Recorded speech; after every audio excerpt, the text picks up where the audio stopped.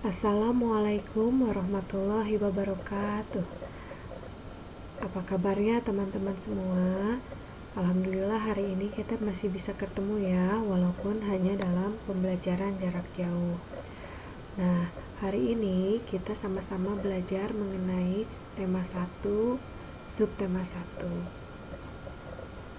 Subtema 1 judulnya adalah organ gerak hewan dan manusia. Nah, pada pertemuan kali ini kita belajar tentang subtema 1 dulu ya, yaitu organ gerak pada hewan. Tujuan pembelajaran kita pada hari ini adalah yang pertama, melalui teks bacaan organ gerak, siswa dapat menemukan ide pokok atau gagasan utama dalam teks dengan benar. Dan yang kedua adalah setelah mengamati alat gerak, siswa dapat menjelaskan alat gerak pada manusia dan hewan dengan benar. Nah, yang pertama yang akan kita lakukan adalah menemukan ide pokok dan kalimat pengembang dalam suatu teks bacaan. Untuk memahami cara menemukan ide pokok dan kalimat pengembang, marilah sekarang sama-sama kita baca dulu teksnya ya. Ayo semuanya teman-teman boleh sambil dibuka buku siswanya yang tema 1 halaman 3. Ya, kita sama-sama baca ya. Organ gerak manusia dan hewan. Salah satu ciri dari makhluk hidup adalah bergerak. Secara umum, gerak dapat diartikan berpindah tempat atau perubahan posisi sebagian atau seluruh bagian dari tubuh. Makhluk hidup akan bergerak apabila ada rangsangan yang mengenai sebagian atau seluruh bagian tubuh. Gerak pada manusia dan hewan menggunakan organ gerak yang tersusun dalam sistem gerak. Organ gerak berguna untuk berjalan, berlari, melompat, meloncat, memegang, menggali, memanjat, berenang, dan sebagainya. Organ gerak pada hewan dan manusia memiliki kesamaan. Alat-alat gerak yang digunakan pada manusia dan hewan ada dua macam, yaitu alat gerak pasif berupa tulang dan alat gerak aktif berupa otot. Kedua alat gerak ini akan bekerja sama dalam melakukan pergerakan. Kerjasama antara kedua alat gerak tersebut membentuk suatu sistem yang disebut sistem gerak. Tulang disebut alat gerak pasif karena tulang tidak dapat bergerak dengan sendirinya. Tanpa adanya alat gerak aktif yang memengaruhi tulang, maka tulang-tulang pada manusia dan hewan akan diam dan tidak dapat membentuk alat pergerakan yang sesungguhnya. Walaupun merupakan alat gerak pasif, akan tetapi tulang mempunyai peranan yang besar dalam sistem gerak manusia dan hewan. Otot disebut alat gerak aktif karena otot memiliki suatu senyawa kimia yang membuatnya dapat bergerak. Pada saat otot yang menempel pada tulang bergerak, otot tersebut akan membuat tulang bergerak. Nah, teman-teman, kita ulangi dari awal ya. Coba kita hitung sama-sama pada teks ini ada berapa paragraf. Ya, kita hitung sama-sama ya. Ini ada 1, kemudian ini 2, sampai sini, lalu 3. Ini paragraf keempat, dan yang ini adalah paragraf kelima. Nah, tujuan kita kan kali ini ingin mencari ide pokok ya.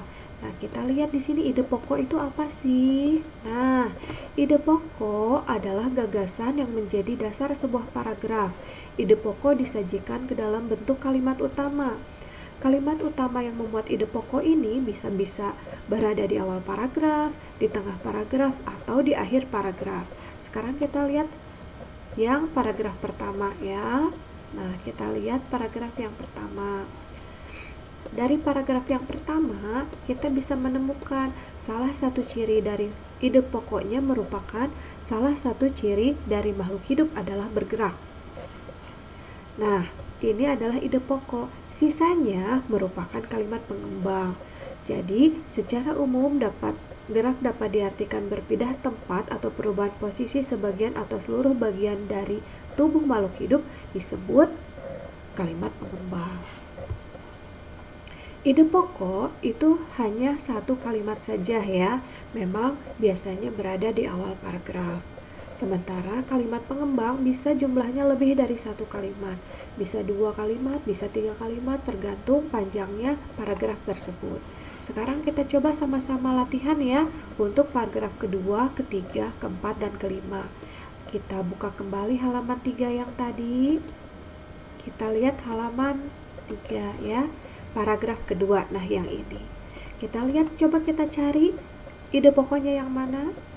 Ya, betul sekali. Ide pokoknya adalah yang ini, kalimat yang pertama ya. Nah, ini merupakan ide pokok.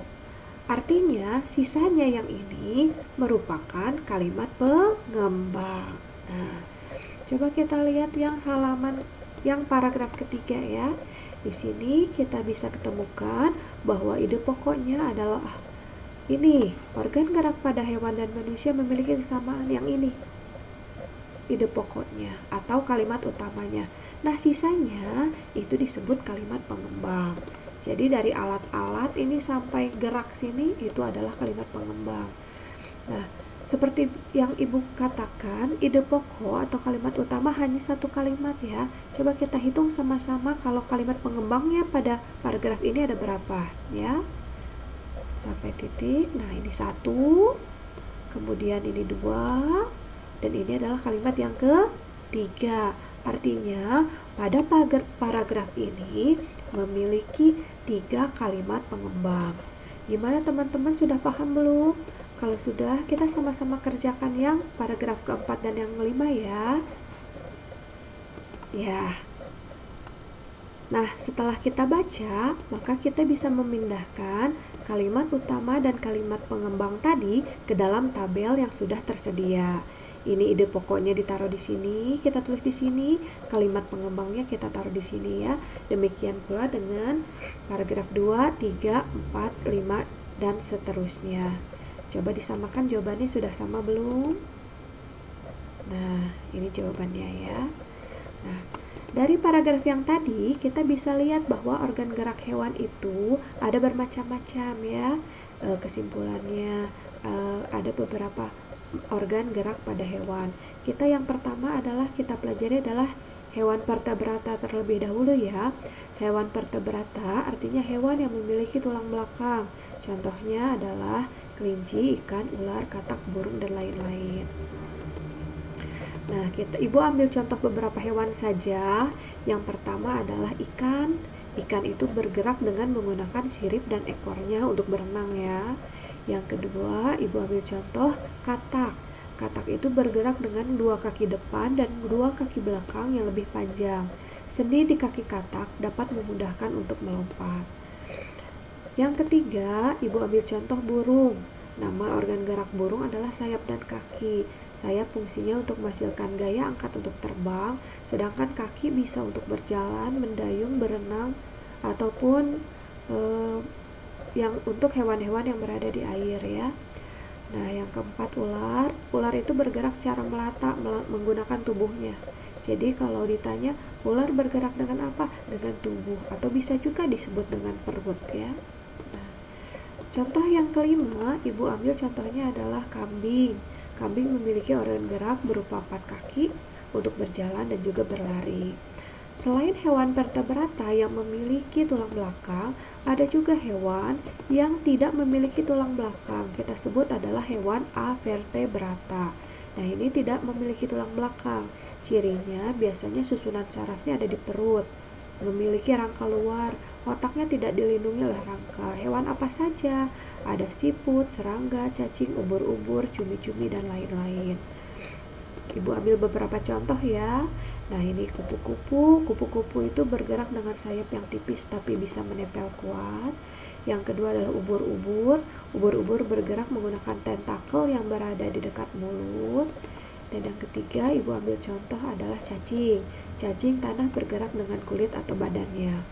Nah, itu adalah contoh-contoh hewan yang tidak memiliki tulang belakang. Demikian saja pertemuan kita kali ini ya. Ibu ucapkan terima kasih. Nah, ini tugasnya. Sampai ketemu pada pembelajaran selanjutnya. Wassalamualaikum warahmatullahi wabarakatuh.